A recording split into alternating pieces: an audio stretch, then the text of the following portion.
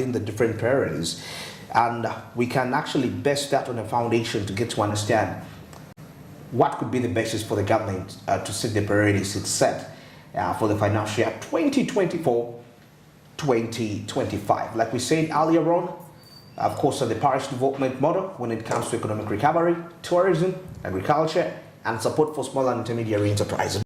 But of course, let's take a trip back as we take a look at what have been those priorities. We start with financial year 2021-2022.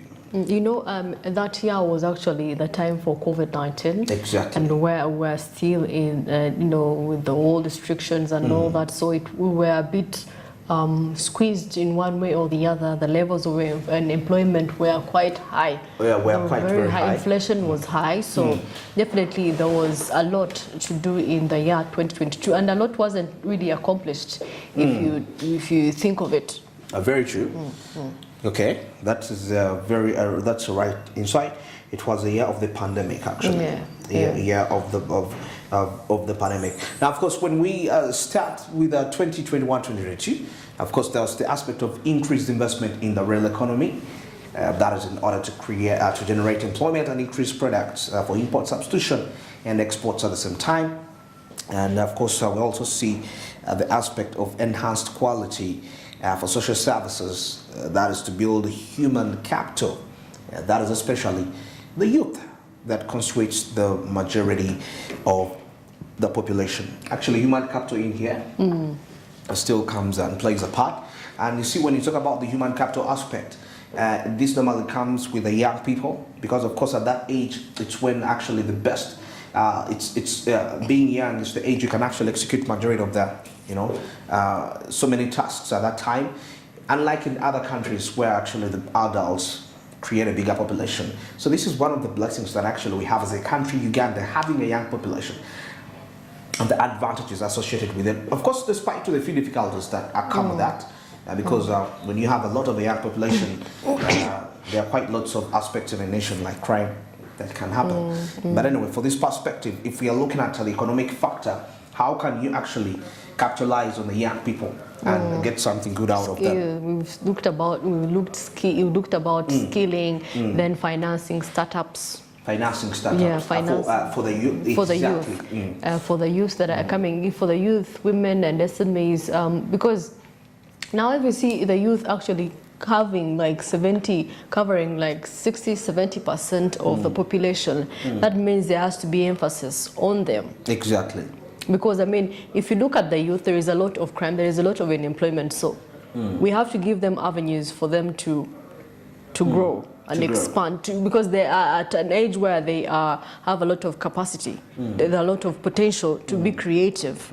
So definitely that is what calls for human capital. And of course the different initiatives that have been coming up, PDM, M-Yoga, all those government initiatives to make sure that all these, the youth are facilitated mostly, especially, so that we are trying to curb the unemployment gap in Uganda. Okay, very interesting. Yes. Of course, we see there is the aspect also of enhanced efficiency of physical infrastructure. That is to boost productivity, infrastructure productivity, literally move hand in hand. And now this time around, when we actually were discussing, telling people to position themselves for the financial 2024-2025, investing in technology, and already the government is already investing in IT infrastructure, and infrastructure can be means. I mean, like the 5G launch of that, we see the cables in which the signals are being transferred. So we shall be having quite very fast internet, and I guess that is part of the infrastructure that is being put out there. Then there is improved provision. We are looking at 2021-2022 priorities. We are taking a trip back.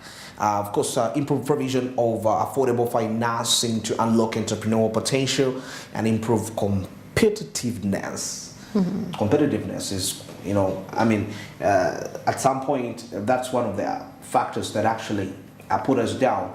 That once you operate in an economy that lacks effective competition amongst this, the big business players themselves, that can affect the overall output. So competition is really necessary. It's necessary, and improve competitiveness. And also with that, it's of course not about finding out that I can produce more, I can make more money. At the end of the day, once we have improved output, we can easily export it out there. That's the bigger picture here. Now, enhanced efficiency of government spending and development interventions, as well as effectiveness of public service delivery. Now, those were some of the key priorities for the financial year 2021, that is 2023. So we can actually compare and contrast. What are those that actually seem to be familiar? But of course, that we shall be able to find it out as we proceed with the different years. Now, let's now review 2022-2023. Now, of course, with this, we see there was the enhancement of security, and of course, the rule of law and fighting that is corruption. That is, we are looking at the priorities for the financial year 2022. So you remember actually 2022, 2023, there were those issues of insecurity that came about. We had the bombs that were happening actually. Actually, the bombs happened in 2021. Yeah, but of course it was late 2021. As I think we're approaching. It was around November, if I'm not mistaken. By 2021, they've already made the budget. They've already. Though, of course, they're already prioritizing for the coming. Yeah, and of course, corruption, because you know those days where in COVID-19, the money that they issued out for purchasing, you know, the different materials that were materials that were needed to facilitate public service, you know, hospitalization and all that. So they are trying as much as they can to emphasize on curbing corruption and, of course, improving service delivery. Exactly, service delivery. In the nation. Okay, probably now we can get into the priorities for 2020 to 2023. And now, of course, there was also sustaining economic recovery. I think COVID, like you mentioned, COVID, we're still trying to come out of there. And then the implementation of the parish development model to create wealth. And is when the parish model actually commenced, like started being operational. Yeah. The promotion of the agro-industrialization standards and market entry, and of course agriculture has always been the Ugandans' favorite. Then commercialization of oil and gas, actually for the next financial year, it's one of the key aspects which where the government is also setting as a priority, which I believe businesses that can provide that can position themselves to provide those services that are essential to the oil and gas sector are going to also be a great deal. That has come next year, 2024 and 2025. Now, enhancement of transport. There was enhancement of transport, energy, and ICT infrastructure. And of course, that is something we've seen developing over the years till today. And there is quite some positive. There is some progress when it comes to IT infrastructure. That is in Uganda. And actually, one of the ways I'm seeing that manifest is that the latest investments in cybersecurity and talking about learning machine language. You know, I saw the Ministry of ICT actually calling upon people to go and take up courses in machine learning. Now it's going to be undertaken in universities, machine learning as a course itself. So I believe that is quite a positive progress in terms of ICT infrastructure, because when I talk about the infrastructure, it's useless for you to have an infrastructure whereby the people are not trained to use the infrastructure. So one of the ways to actually take up a good step of faith is by developing the manpower that can actually make good use of the infrastructure to bring out the right product that is necessary. Now, of course, there was also the aspect of enhancing human capital development, science innovation, and knowledge transfer. Actually, human capital development, the previous budget took the lion's share, and even the budget before. So it's been, of course, dominating. Even we saw it in the being part of the priorities for the financial year 2021, 2022. Even in this 2024, 2025. Yeah, a big priority. But last, it took the biggest share. Okay. Yeah, the previous budget. And now enhancing public sector effectiveness and efficiency. That is, of course, also something, public sector being efficient in that way, and seeing how they can actually partner together with the private sector and provide the necessary services right there. Now, of course, we can shift, and as we take a look at what was done to actually make sure that these priorities are actually being achieved in that sort of a sense. We can get into that real quick as we continue with this discussion. What was being done to achieve them? Perfect. Now, this is for the previous year now. Of course, like I told you, the human capital development took the lion's share of this budget, and you can see something to do with urgent completion. Urgent completion of key public investments with higher multiple effects.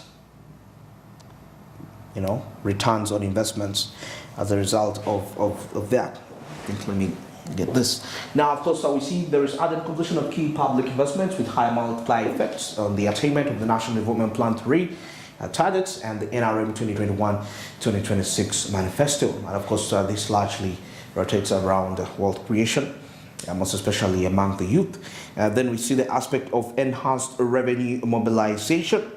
Yes, enhanced revenue mobilization and collections. Then full-scale operationalization of the parish development model. Of course, for the previous budget, it was being introduced, but now it had to be operationalized.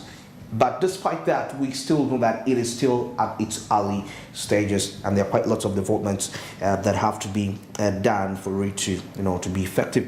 Now, we also see the aspect of enhanced government efficiency and effectiveness through rationalization. That is a public expenditure. Then there is also the payroll audit for that. So we are looking at, this is financial 2023-2024. But then we also need to understand what was being done to make sure that these priorities actually being achieved. Now, the key priorities funded to achieve these objectives. One, of course, boosting household incomes and micro enterprises. Yes, of course, we saw that now these fall under the SMEs, which have been allocated 500 billion Ugandan shillings for the financial 2020. The next financial year.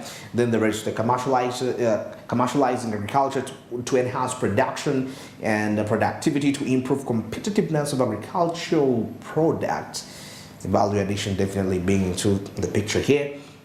And I will also see the aspect of supporting the private sector growth, investing in the people of Uganda, improving the stock of and quality of infrastructure, expediting implementation of strategic interventions in innovation, research and development, and the minerals, oil and gas industry. Well, if you're watching, I think you've been observing that we've seen patterns in this budget. Of course, looking at the last 3 financial years from 2021-2022, and this is the aspect of human capital development and the aspect of innovations and technology.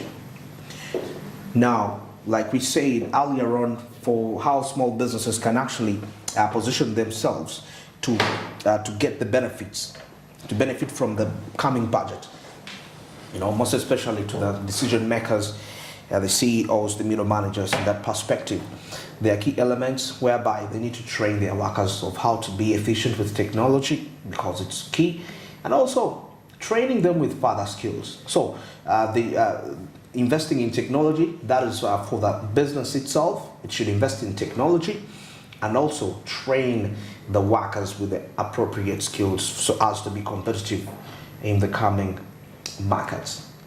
So, human capital development, in investing in research and innovation. If the government is doing it, why don't you participate in it as a private player for you to be effective?